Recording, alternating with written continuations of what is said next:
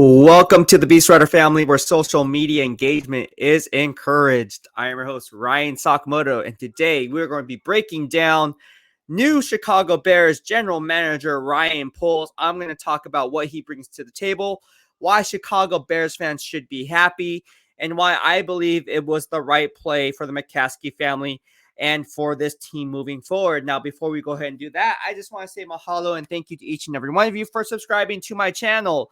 Just be sure to turn on and flip on the bell notifications so you get notified when I go live or when I upload content. All right, so we're not going to waste any more time. We're just going to go ahead and dive right into it and talk about what's going on with the Chicago Bears. All right, let's get these tickers up. I know you guys love these tickers. All right, so who is Ryan Poles, right? Well, Ryan Poles is the new GM of the Chicago Bears. He broke into the NFL as a scouting assistant with the Kansas City Chiefs in 2009.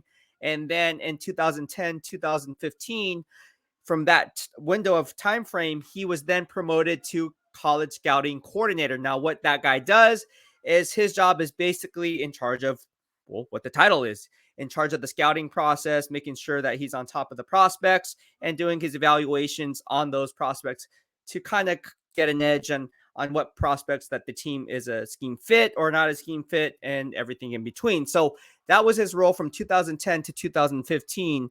And then he became to go on and got promoted once again with the Kansas City Chiefs from 2016 to 2018 to now being the director of college scouting. This is where everyone wants to attain if you're not a GM or if you're not yet the vice president of player personnel or director of player personnel, depending on what you want to call it, what the title is for the respective NFL team that you're working for. But that's as high as it really gets. I mean, you're up there. And when you're the director of college scouting, like Ethan was for the San Francisco 49ers, some of these other guys, you will understand the dynamics of what it takes to really formulate the draft process, because your job and your main objective is to, again, scout the players, run the evals, cross-check weekly analysis, go out to see these prospects once you get from the regional scout and say, hey, look, I want you to check out this player, talk to some of the peeps around the building, see what you kind of intel you can get from these guys, and then cross-check it with me, and then I will go back and do my legwork, and then maybe I'll come out and see that prospect. So he's in charge of all of that during the season. So that's a huge asking price for anyone to do. I mean, you're really committing yourself all in if you're the director of college scouting. And in fact, you're all in if you're a scout in general. Let's be honest about that, because you're traveling 75% of the year, more times than not. So that was his role from 2016 to 2018. And he landed really good prospects, right? He landed defensive tackle Chris Jones. He went out and found Tyreek Hill. All right. He went and drafted or helped draft Pat Mahomes. I mean, he was the director of college scouting care, and he also got running back Kareem Hunt, Mecole Hardman. So the list goes on and on and on. The guy's a monster when it comes to eval on players, all right? So that was his job. And so the Kansas City Chiefs and obviously GM Brett Veach is sitting there and like, you know what? I wouldn't mind you moving up the ladder again. So here you are as a scouting assistant, Ryan Poles, to now the college scouting coordinator, Ryan Poles, to now the director of college scouting, Ryan Poles. And now he's going to be promoted to the assistant vice president of player personnel in 2019 to 2020. What did they do? All they did during his time with that title as the assistant vice president of personnel is go to 2 straight Super Bowls. Wow. Winning the first in 2019, beating the San Francisco 49ers, of course. And then 2020, facing Tom Brady, and ultimately lost that game because they didn't have their tackles in that game. I think that was a huge loss for them. Outlined that in my pre-draft, or not pre-draft, in my pre-Super Bowl analysis, and that's why I selected the Bucs to win, and they did. But during that time frame in 2019 to 2020, he landed guys through trade, right? He helped foster these transactions, and what I mean by that is defensive end Frank Clark. Remember him? Oh yeah, remember that guy?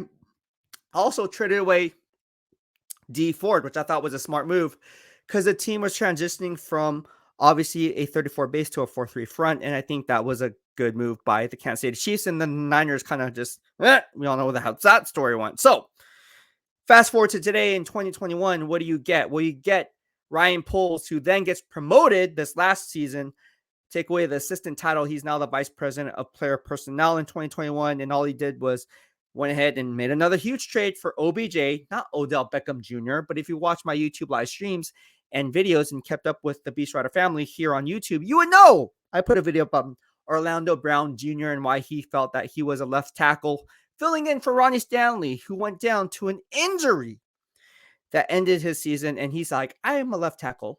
I want left tackle money. Sorry, Ronnie Stanley, but I'm going to request a trade, Eric DeCosta, and you're going to trade me.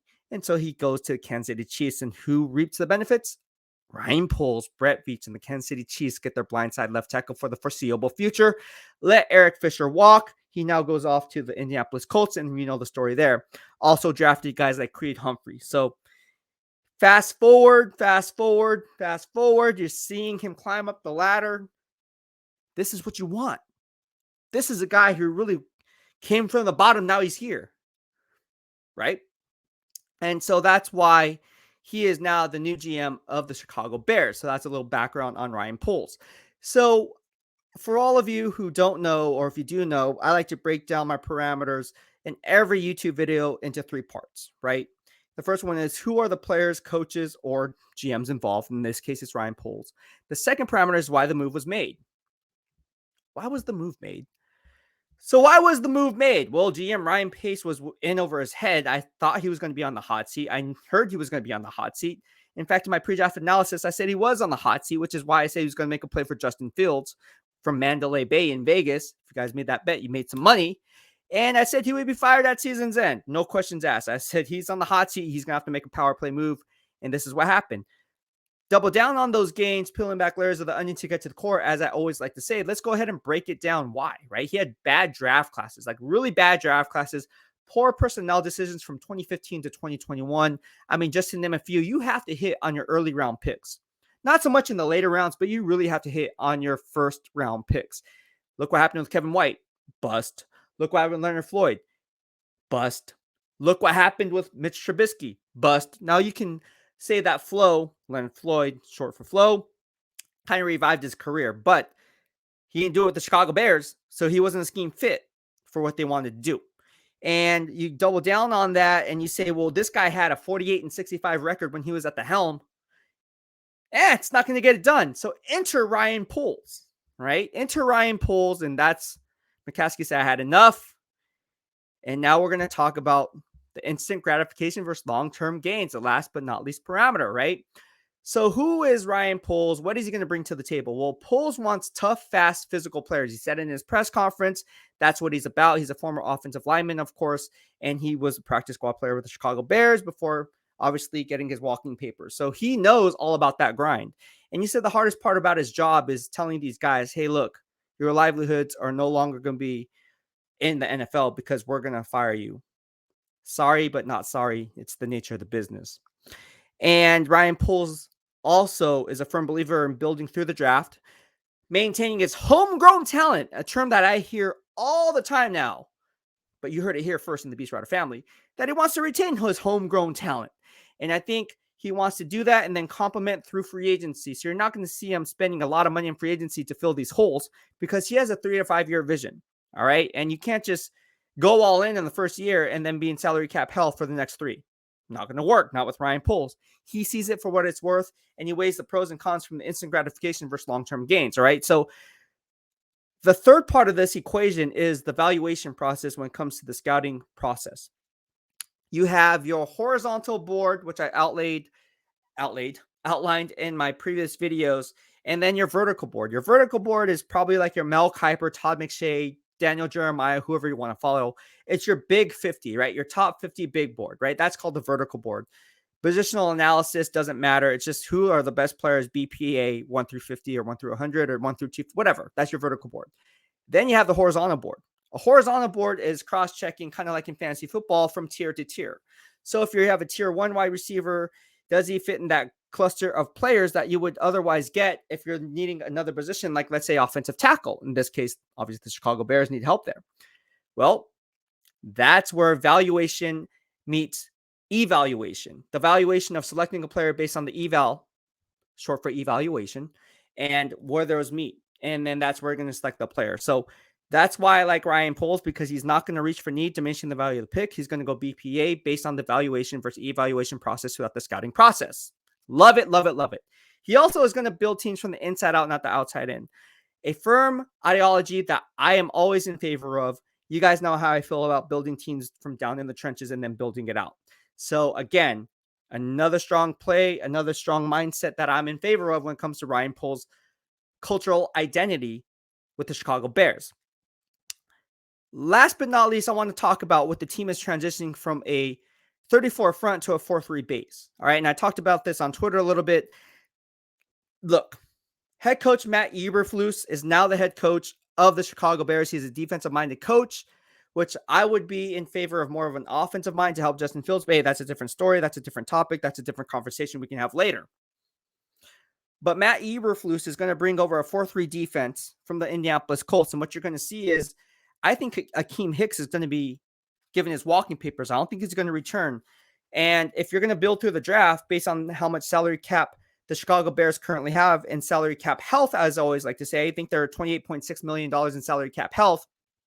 What you want to do is you want to build the team from the inside out. All right. So you look at your defensive tackles. You have guys in there like Eddie Goldman. You have guys like Angelo Blackson. The kicker for me, and you have obviously your edge rushers being Khalil Mack shrinking down from an outside linebacker in the 34 base to a defensive end. And same goes on the flip side with Robert Quinn. So your front defensive four and that defensive seven is set. It's set, right? So you have those four guys and they can all win organically. The question mark for me is Bilal Nichols. All right. If I pronounce your name wrong, I'm sorry. Bilal Nichols, or Bilal Nichols, however you pronounce it.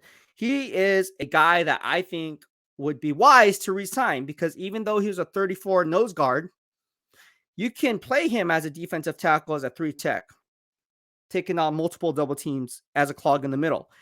And if you're really in the market of retaining homegrown talent, you're going to want to keep him around for quality depth, as we always talk about here in the BWF. Anyone can name a player off a roster. Cool story, bro. Is it good depth? Does he provide good depth? Bing! That box is checked because Nichols does. All right. I will let Akeem Hicks walk simply because of the fact, like, I think when you look at it, it doesn't create a perfect storm. He's an older player. He's still very good. But again, at what asking price do you want him to return? What's his value in relation to how good you're going to be today in retrospect to tomorrow? And is that salary cap savings or salary cap movement, if you will, worth the risk versus the reward based on where your team is today? And I think if I was GM Ryan Poles, I'm going to let him walk. I'd rather re-sign Nichols, get younger, get cheaper, and then have some salary cap space to work with for next year and the years beyond. Because if you ink Akeem Hicks, who's going to cost a lot of money, even though he's an older player, I don't think it's well in their budget to go ahead and do so financially. All right. So that's it for Ryan Poles. I really liked what he brings to the table. And again, they're transitioning to a 4-3 base from a 34-man front. So obviously Roquan Smith is going to be the Mike linebacker there. You have Danny Trevathan coming back. You're going to need an outside linebacker somewhere.